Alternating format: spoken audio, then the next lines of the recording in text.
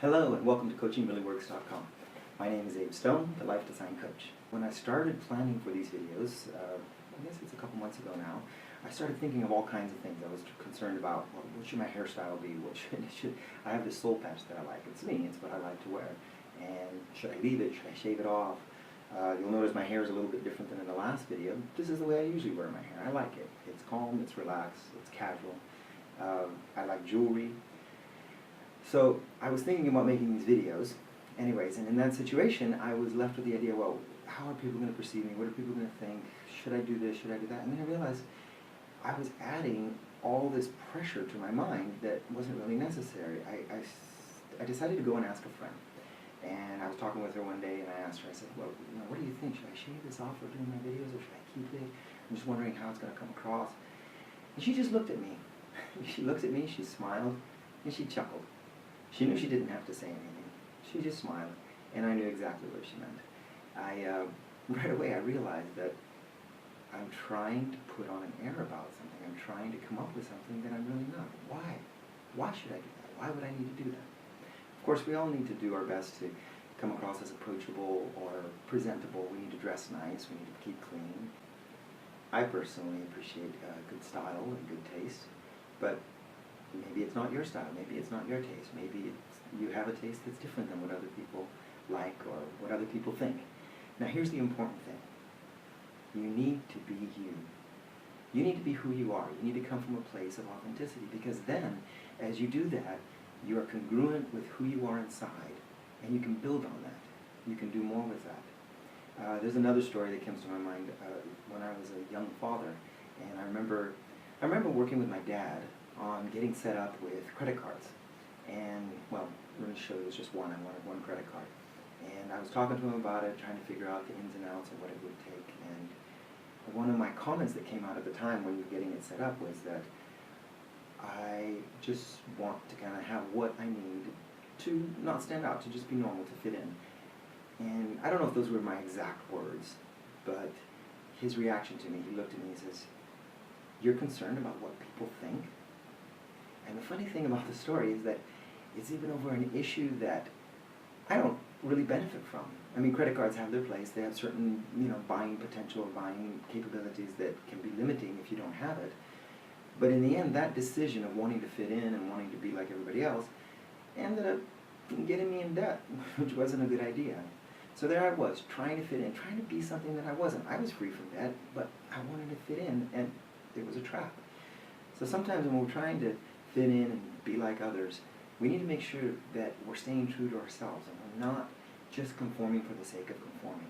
I've been posting some affirmations on self-esteem on Twitter, which are really wonderful. A lot of people have resonated with them, and they've gotten a lot of replies and clicks and retweets. In one case, someone replied and they sent me a short video. You've probably seen it before. It's been around for quite a few years, of a man who validates parking tickets. His job is just to sit there and validate parking tickets. And as people come up, they're either sad or they're consumed with their work or they're not having a very good day. But he takes the time with each one to just look up and make a simple comment. "Ah, your hair looks great today." Or, "Wow, you've got beautiful eyes." Or, "That shirt looks wonderful on you." And people, their perspective changed. They felt a little bit better about themselves, more confident. And eventually, if you remember the video, there's a line out the door of people coming just wanting to get validated. Not to validate their ticket, but to validate who they are. The thing about that is that it really has to start with you. It's wonderful when other people can appreciate us, when other people can validate us. But if you don't believe it yourself, then that's what you're going to show to the world.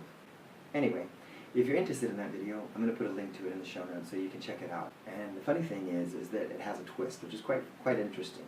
So make sure you go ahead and check it out. There's an excellent teacher in personal development. His name is Harv Eker. I'm currently enrolled in one of his programs. And there's something that he shared in one of his programs that I really like. I'm going to borrow it and share it with you here. And that is that when your mind comes and starts telling you things, how you can't do something or something's not for you, or brings up these limiting beliefs that are keeping you from going forward, reply with a simple answer. "Thank you for sharing." You don't have to take it. You don't have to make the thoughts that are in your head solid by confirming them and dwelling on them and getting into them. Just acknowledge it, see that it's there. Don't fight it, because when you fight something, it tends to persist.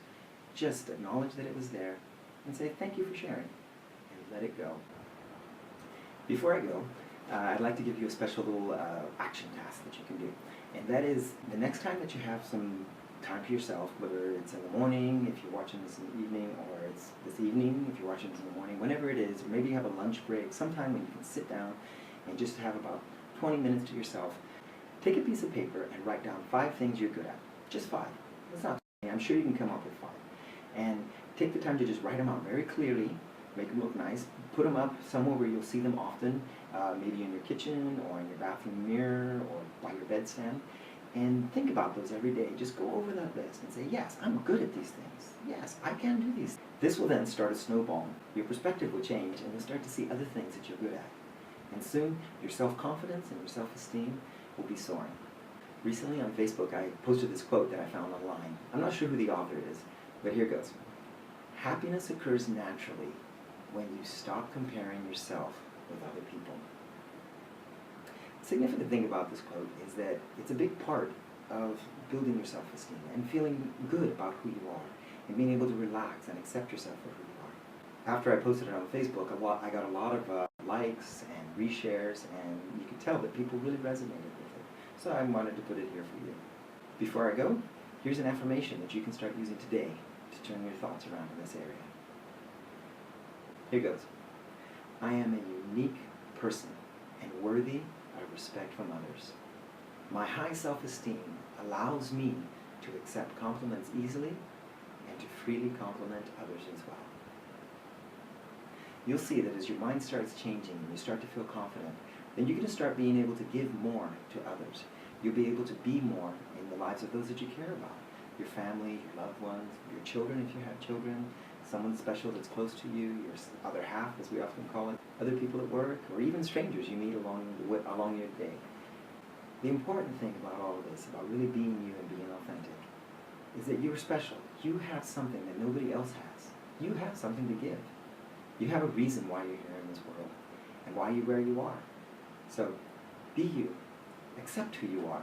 Learn to love who you are and share it with the world. We need you.